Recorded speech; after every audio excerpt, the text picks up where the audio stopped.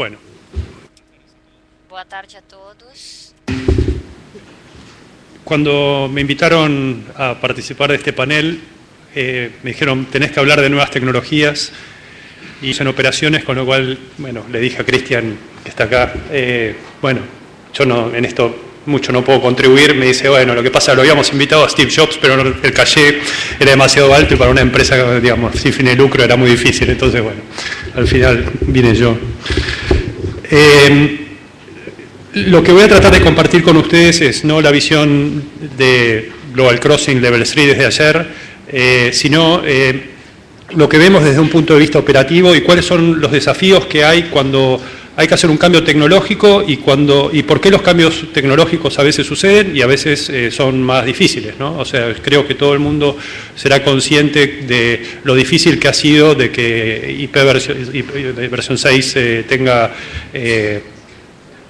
aceptación masiva. El último IPv6 Day, creo que el tráfico que hubo fue 1%. Podemos considerarlo, creo que hasta se considera un éxito que fuera 1%, pero bueno, creo que hay un largo camino para recorrer.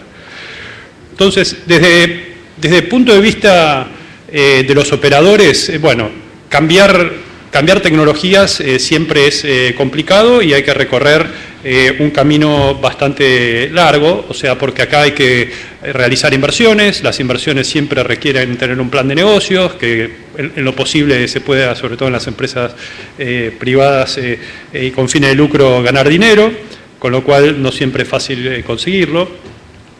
Después, el otro problema es que cada nueva tecnología que uno incorpora, en general, le agrega costos. Los costos anteriores nunca desaparecen, sino que siempre se van incrementando, porque las tecnologías que llamamos legacy nunca se van. O sea, experiencia nuestra, nosotros seguimos manteniendo una plataforma X25, con lo cual no es porque nosotros querramos hacerlo, sino porque nuestros clientes, de alguna manera, no están listos o no tienen la voluntad de cambiar algunas aplicaciones que le funcionan bien y que tienen una base instalada muy grande. El tercer punto es, bueno, cada día más, bueno, sobre todo con el incremento de velocidades, la energía, el espacio es importante. Bueno, los routers cada vez son más chiquitos. Sí, los routers son más chiquitos si comparamos a nivel de bit transmitido, si quieren, ¿no? Pero tomen cualquier caja de core de cualquier proveedor y van a ver que ocupa un rack que consume varios kilowatts y entonces ahí las cosas empiezan a ser complejas. El cuarto punto, y este no es un punto solo del operador, sino que es un punto bastante general, es el entrenamiento. Entrenamiento de la gente que trabaja en las tecnologías, el entrenamiento de los clientes, poder mantener a la base instalada, educar a los clientes también, porque eso es algo que no siempre es fácil. Obviamente, como las redes no se pueden apagar y al día siguiente prender corriendo un nuevo software que ojalá funcione, en general esto requiere tener una aprobación de los clientes que están usando las plataformas, que en realidad, por lo menos mi experiencia, es que no les interesa qué protocolo corren, sino que les funcione. Entonces, hoy a la mañana justamente discutíamos, tal vez el mensaje, se están acabando las direcciones IP versión 4, no es un mensaje demasiado interesante para los clientes, porque no les importa. O sea, bueno, fíjate cómo hacer para resolverlo, es tal vez la respuesta, ¿no? Y finalmente, bueno, por más que esto cada vez, si nos remontamos a la vieja Internet, IP, o todo lo que rodea IP, cada día es más complejo. IP no es solo IP, es un montón de otros protocolos que corren sobre IP o que IP corre sobre, ¿no? O sea, todas las variantes, MPLS, bueno, podemos tomar cientos de ejemplos que hacen que cada día sea más complejo las redes. Después está un punto que tampoco hay que despreciar, es la mortalidad infantil, es decir, todo esto son software, son hardware nuevos, bueno, la famosa curva de la bañadera, que al principio la tasa de falla aumenta, cada vez se acepta menos, todo el mundo quiere 100% de disponibilidad, con lo cual este es un tema también que hay que tener en cuenta cuando se cambia tecnología. Y finalmente lo que decía antes, todo lo que es legacy siempre se queda, es muy difícil sacar tecnologías legacy en plazos cortos. Cuando uno empieza a hablar de estrategias de migración, Bueno, desde nuestro punto de vista, ¿cómo sería fácil hacerlo? Bueno, cada vez tener más infraestructura, esto pasa, diría, en los países más avanzados en redes de alta velocidad, Corea, etcétera, etcétera, donde ponen fibra al hogar y tratan de minimizar la cantidad de equipamiento electrónico. Reducir el número de puntos, esta es una gran complejidad hoy para migrar. Nosotros, por ejemplo, con una red global tenemos cientos de miles de POPs donde tenemos que ir y cambiar softwares en distintos routers. Bueno, obviamente la simplificación de las redes es otro tema que ayudaría a todo este tema de facilitar la migración. Y yendo al tema de la transición de IP versión 6, bueno, esto es un monstruo, ¿no? El demonio de Tasmania. Acá hay cientos de distintas posibilidades que obviamente, bueno, les cuento algunas que siempre se discuten: 6 a 4 túneles, 6 to 4, tener redes dual stack. Esto parece trivial, ¿no? Pero cuando uno empieza a mirar hardwares que uno tiene instalado, no todos los hardwares tienen memoria suficiente como para soportar dual stack. Entonces, bueno, ahí volvemos al tema de la inversión. Bueno, soluciones híbridas, bueno, 6RD, que es la RFC 5969, bueno, MPLS y 6P, esta es una de las estrategias que nosotros particularmente estamos implementando. Bueno, NATs, creo que, bueno, todos deben conocer la complejidad de los NATs, porque ya no es NAT, sino que es NAT sobre NAT sobre NAT, ¿no? O sea, bueno, traducción de protocolos de NAT. Y la realidad es que cuando uno pregunta no hay un solo camino claro, definido, que todo el mundo adopta. Y esto, de alguna manera, complica esta transición. Tomando unos mitos, lo tomé de Geoff Houston, de IPNIC. Acá hay que reflexionar, porque en definitiva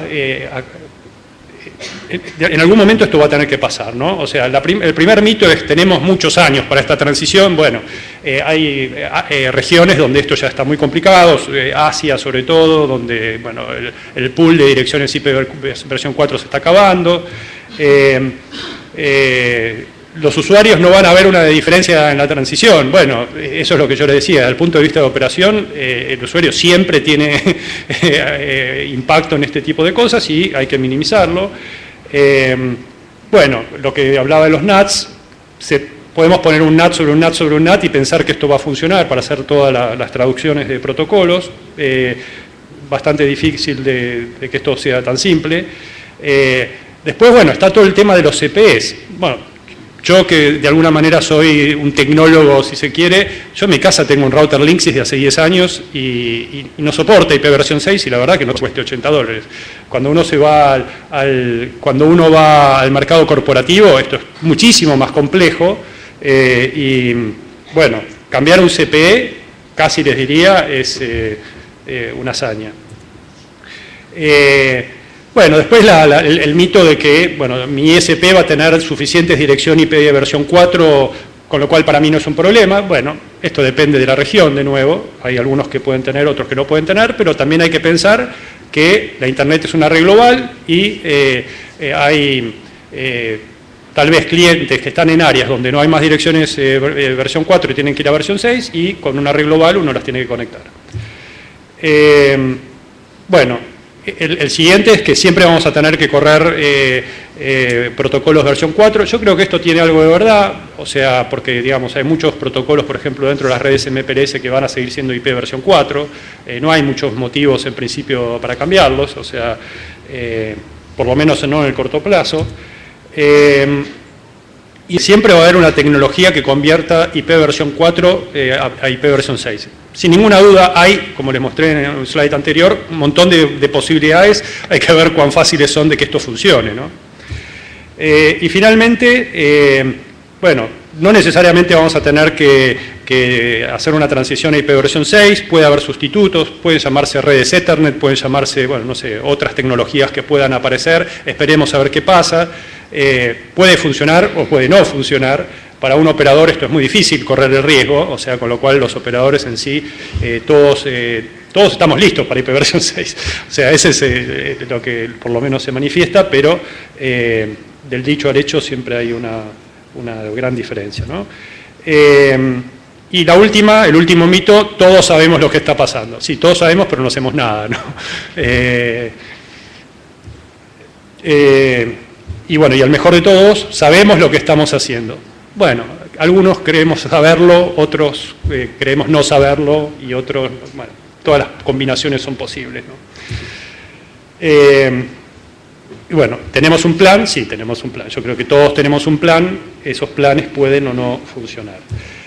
Y el último, que todo el mundo sostiene, bueno, si la Internet funcionó por tanto tiempo, Internet existe desde el año 70, ¿por qué va a pasar algo? Bueno, llega un momento donde hay que empezar a preguntarse si esto no habría que revisarlo. O sea, va a llegar el momento donde va a ser necesario hacer algo.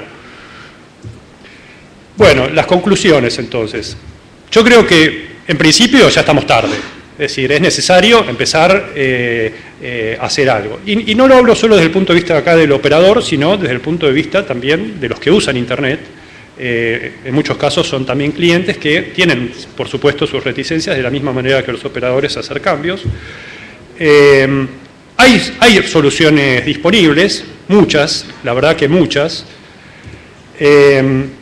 El tema es que la transición, toda esta transición requiere mucho tiempo, y eso nos lleva de nuevo al primer punto, que ya estamos tarde.